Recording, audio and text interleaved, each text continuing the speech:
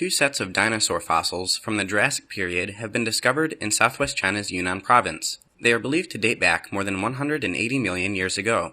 One set has been identified as that of a Lufungosaurus magnus by the Institute of Vertebrate Paleontology and Paleoanthropology. The fossil is 5.3 meters long, with multiple vertebrae and complete hind legs. The dinosaur is believed to have been 9 meters long in total.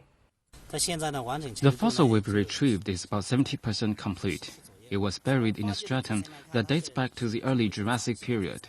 It is very rare to find such well-preserved dinosaur fossils from that period.